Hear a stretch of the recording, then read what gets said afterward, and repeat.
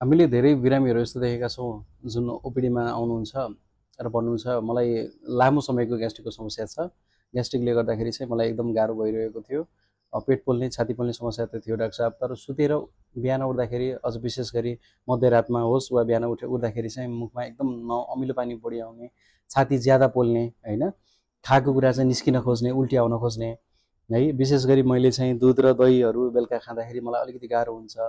अलिकति तैलीय भनेको तेलमा पकाएको खानेकुराहरू, माछा मासु खाँदा पनि मलाई गाह्रो हुन्छ भनेर भन्नुहुन्छ है। आउनुहोस् आज छलफल गरौँ कि माछा मासु राति सुत्ने बेलामा खाँदा कतिको असर गर्छ, गर्दैन, खाना हुन्छ हुँदैन, त्यो विषयमा पनि छलफल गरौँ। र के खानेकुराहरू चाहिँ खाँदा अलिकति ग्यास्ट्राइटिससँग रिलेटेड जुन समस्या छ त्यसले चाहिँ सजिलो गर्ने खानाहरू चाहिँ के हुनसक्छ त्यसको विषयमा चाहिँ छलफल गरौँ।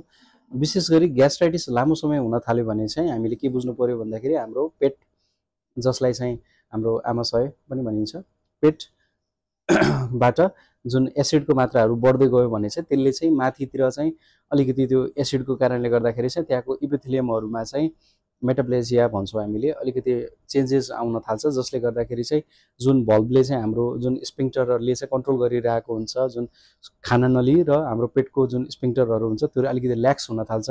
रिल्याक्स हुन थालेपछि त्यो खुल्न थाल्छ, जसले गर्दाखेरि चाहिँ पेटमा भएको अमिलो चाहिँ माथितिर आउन थाल्छ, जसले गर्दा हामीले खाना खाइसकेपछिको जुन एसिडिटीको मात्रा जुन खाना पचाउनलाई जुन बढेको हुन्छ त्यो खाना पचाउने क्रमसँगै त्यो पनि माथि पनि आउन थाल्छ, जसलाई चाहिँ हामीले जिइआरडी भन्छौँ मेडिकल भाषामा, जसलाई चाहिँ ग्यास्ट्रो इसोफेजियल रिफ्लक्स डिजिज पनि भनिन्छ है त। यसले गर्दाखेरि चाहिँ अथवा रिफ्लक्स इसोफेजाइटिस पनि भन्छौँ। यस्तोमा चाहिँ के हुन्छ भन्दाखेरि बिरामीको त्यो एसिड चाहिँ हाम्रो खाना नलीको लागि चाहिँ नर्मल हुँदैन है। खाना नलीको लागि त्यो एसिड नर्मल हुँदैन। त्यो नर्मल नभएको एसिड चाहिँ हाम्रो खाना नलीको माथि माथि आउँदै गएपछि त्यसले चाहिँ जलनको अनुभूति गराउने होइन, पोले जस्तो हुने, उल्टी आउला जस्तो हुने, केही कुरा अड्के जस्तो, मकैको गेडा अड्के जस्तो हुने, ती सिम्टमहरू चाहिँ अलि बढी यस्तो बिरामीहरूमा हुन्छ, जसलाई चाहिँ हामीले जिइआरडी भन्छौँ। र हामीले कतिपय केसमा चाहिँ यो पनि सुनेका छौँ कि घाँटीको ग्यास्ट्रिक हुन्छ भनेर पनि कसैले भनेको सुन्नुभयो होला। घाँटीको ग्यास्ट्रिक भनेको पनि यसैलाई भनिन्छ। पेटको कारणले गर्दाखेरि चाहिँ माथितिर आउन थाल्यो भने त्यसले गर्दाखेरि चाहिँ घाँटीमा केही अड्के जस्तो हुने, कहिलेकाहीँ सुक्खा खोकी लाग्ने, छाती पोले जस्तो हुने, एकदमै छाती दुखे जस्तो हुने, कहिलेकाहीँ ढाडतिर सर्ने, यस्ता लक्षणहरू हुन्छ, जसलाई चाहिँ घाँटीको ग्यास्ट्रिक पनि भनिन्छ। र कस्तो खानाहरू खाँदा ठिक भन्ने कुरा हुन्छ, यसमा अब धेरै ठुलो टपिक रहेको छ है। धेरै ठुलो टपिकमा चाहिँ अब हामीले धेरै छलफल यहाँ गर्न सक्दैनौँ।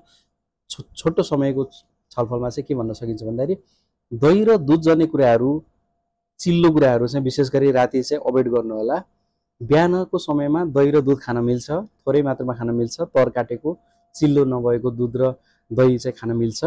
तर यति याद गर्नुहोस् कि दही र दुध चिसो चाहिँ हुनु भएन। विशेष गरी दही फ्रिजमा राखेको चिसो दही र बासी दही भनेको एकदम अमिलो दही चाहिँ नखानु होला। धेरै दिनको बासी दही चाहिँ नखाइदिनुहोस्। र सुत्ने बेलामा चाहिँ दही र दुध जन्ने कुराहरू चाहिँ नखानु होला। त्यसले चाहिँ अलिकति हाम्रो सुतेको बेलामा चाहिँ अलिकति एसिडिटीको मात्राहरू चाहिँ बढाइदिने देखिएको छ।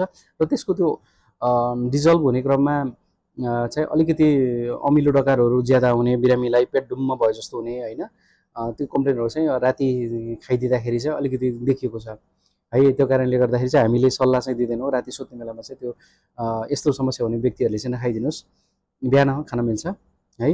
अरू खानेकुराहरू चाहिँ कस्तो कुराहरू चाहिँ राति सुत्ने बेला अभोइड गर्नु पऱ्यो भन्दाखेरि तेलमा तारेको खानेकुराहरू, माछा मासुहरू हुनसक्छ, पनिरको तरकारीहरू हुनसक्छ होइन, जुनसुकै रोस्टेड कुराहरू, फ्राई गरेका कुराहरू, पचाउन गाह्रो हुने कुराहरू, अनि त्यसपछि चाहिँ हाम्रो जुन जङ्क फुडहरू भन्छौँ हामीले, होटल रेस्टुरेन्टबाट मगाएको खानेकुराहरू चाहिँ राति सुत्ने बेलामा चाहिँ धेरै नखाइदिनुहोस्, थोरै मात्रामा मात्रै खानुहोस्। र खाना खाने बित्तिकै चाहिँ पल्टिने बानी, जुन सुत्ने बानी हुन्छ, त्यो चाहिँ अभोइड गर्नु होला। र यस्तो व्यक्तिहरूले चाहिँ खानामा धेरै पानी मिसाएर चाहिँ खानु हुँदैन होइन। खानामा चाहिँ 1 गिलास 2 गिलाससँग पानीसँग निल्ने बानी जुन हुन्छ त्यो चाहिँ गर्नु हुँदैन। कि त खानाभन्दा आधा घन्टा अगाडि पानी खाइदिनुहोस्, कि त खाना पछि खाइदिनुहोस्, आधा घन्टा 1 घन्टा पछि चाहिँ पानी आधा गिलास पानी खाइदिनुहोस्। खानै पर्यो भने पनि आधा गिलाससम्म चाहिँ हामीले खानासँग चाहिँ पानी खान सकिन्छ। त्यो कुराहरू चाहिँ अलिकति विचार गर्नु पर्यो। कस्तो खानेकुराहरू चाहिँ खानु पर्यो त, कस्तो खानेकुराहरू खाँदा ठिक भन्दा जसलाई ग्यास्ट्राइटिसको कम्प्लेन भइरहेको छ, जसमा चाहिँ अलिकति जिआरडीको जुन अघि हामीले रिफ्लक्स समस्याहरू भन्यौँ, त्यस्तो व्यक्तिहरूले चाहिँ विशेष गरी हाई फाइबरयुक्त खानेकुराहरू खानु पर्यो। हाई फाइबरयुक्त भनेको चाहिँ पोसिलो खानेकुराहरू जसमा चाहिँ फाइबरहरू अलिक बढी हुन्छ, जस्तो भिटामिन्सहरू बढी हुनसक्छ, हाई फाइबर डाइटहरू जस्तो हाम्रो हरियो सागसब्जी हुनसक्छ होइन। अनि त्यसपछि चाहिँ यो चक्की आँटाहरू हुनसक्छ होइन, गहुँहरूको खानेकुरा हुनसक्छ, ओट्सहरू हुनसक्छ है।